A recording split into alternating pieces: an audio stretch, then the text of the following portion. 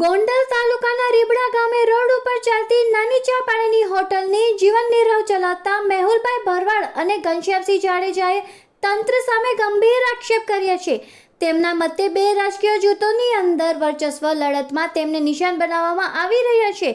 ત્યારે મેહુલભાઈએ દુઃખ સાથે જણાવ્યું હતું કે અમે ગરીબ વર્ગમાંથી આવીએ છીએ, અમારી પાસે કોઈ ખેતી કે જમીન નથી, માત્ર નાનો ધંધો છે, હવે એ પણ છીનવાઈ રહ્યો છે। નોટિસ વોટ્સઅપ દ્વારા લાસ્ટ વોટ્સઅપ દ્વારા કરવામાં આવી હતી અને આ લોકોએ કહેવામાં આવ્યું કે તમે તાત્કાલિક ખાલી કરી નાખજો, નકર તાત્કાલિક ડિમોલેશન આવશે। અને એવું પ્રેશર કરવામાં આવ્યું હતું, આખે આખું અમારી ઉપર ષડયંત્ર રચવામાં આવ્યું હતું કે તમે ગમે એમ કરીને પક્ષ પલટો કરો, પક્ષ પલટો કરીને તમે ગોંડલ સાઈડ આવો એટલે આજીવન માટે ડિમોલેશન અહીંયા આવે નહીં રીબડાની અંદર।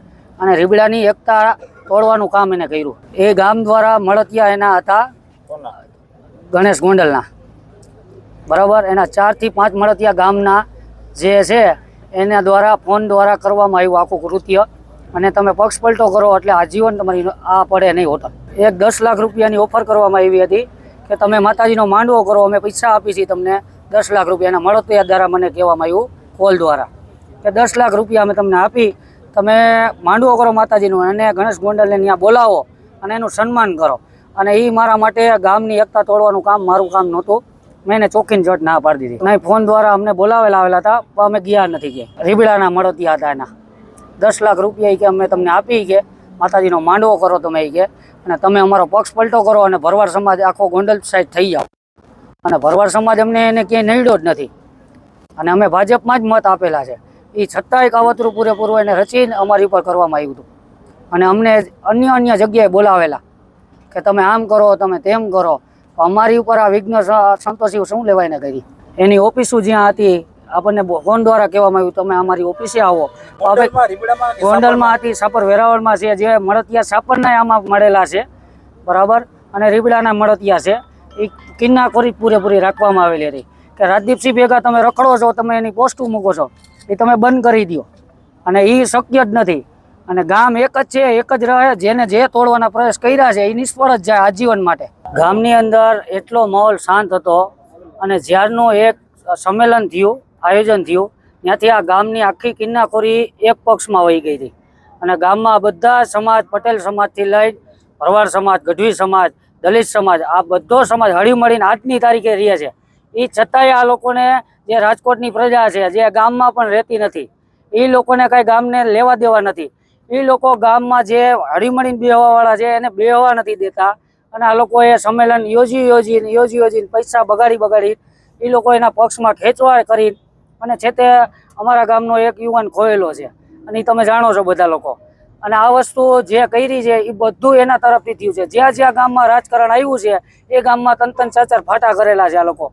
ભરવાડ સમાજ કોઈ દી ક્યાંય નડ્યો નથી અને ક્યાંય નડ્યો નથી કે એક હું ભરવાડ સમાજને વિનંતી કરું છું કે જે કોઈ લોકો આ રાજકારણમાં રસ લે છે, બરાબર, કે સ્ટેજ ઉપર મોટા મોટા ભાષણ કરે છે, તો તમારાથી થતું હોય તો એટલું કરો કે ગૌચર બચાવો। ક્યાં ક્યાં ગામડામાં વિખવાદ છે એ વિખવાદ પૂરું કરાવો અને આ ગૌચર છે એ ખાલી કરાવો। તમે એવી માંગણી લઈને જાઓ ત્યાં ના, કોઈને પડે મળેલા નથી અને કોઈને આપણે આ છે મીડિયા દ્વારા હું તમને કહેવામાં આવે છે, બરાબર, કે તમે આગેવાન થાવ તો એ પ્રકારના થાવ કે સ્ટેજ ઉપર ચડીને ખાલી ભાષણ કરી ભાજપના મત, ભાજપ આ દુનિયા બધા ગામ, રીબડા ગામથી લઈને ટોટલી ગામડા ભાજપ પક્ષી જ છે, અપક્ષી કોઈ નથી।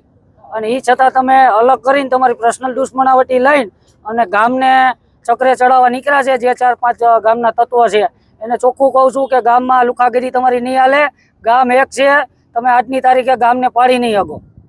અને એનો જ એને એક ઉત્તમ ઉદાહરણ આ લોકોએ પૂરું પાડ્યું છે કે જે અને રાજદીપસિંહનું નામ લે છે આ લોકો ખુલ્લેઆમ કે રાજદીપસિંહ આ કરાવે છે, અનુરસિંહ આ કરાવે છે। ગામની અંદર શાંતિ છે અને લીગલી ધંધા થાય છે, અનલીગલી એક ધંધો નથી। અને એક સરપંચ બોલેલો છે કે અહીંયા ઠાકરધણી હોટલે અનલીગલી ધંધો થયો છે, 6 મહિનાનો પ્રૂફ બતાવું, હું એક લીગલી ધંધો હોય ને તો હું જેલમાં બેસવા તૈયાર છું, બરાબર।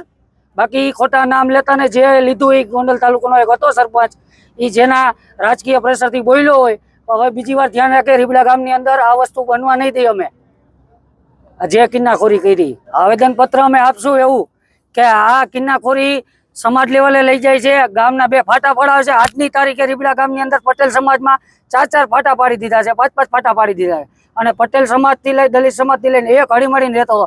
આજ તારીખ લગી 10 વર્ષનો રેકોર્ડ જોઈ લો પોલીસ સ્ટેશનની અંદર, કે ક્યાંય તમારી પોલીસ સ્ટેશનની અંદર એક પણ નોંધ હોય, ફરિયાદ હોય, કે અથડામણ હોય, જૂથ અથડામણ હોય, કે ભરવાડ સમાજ, દલિત સમાજ કે પટેલ સમાજ બાંધેલું હોય તો એક દાખલો મને બતાવો.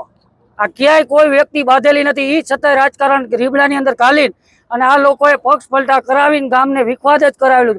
આજની તારીખે તમે રખડી લ્યો રીબડાની અંદર, કે જ્યારે આ જે સંમેલન થયું ત્યારથી લઈને આજ સુધી એક ઘરમાં તાળા આવી ગયા છે અને પટેલ વર્ગ આખું ગામ મૂકીને વયું ગયું છે આ રાજકારણના હિસાબે.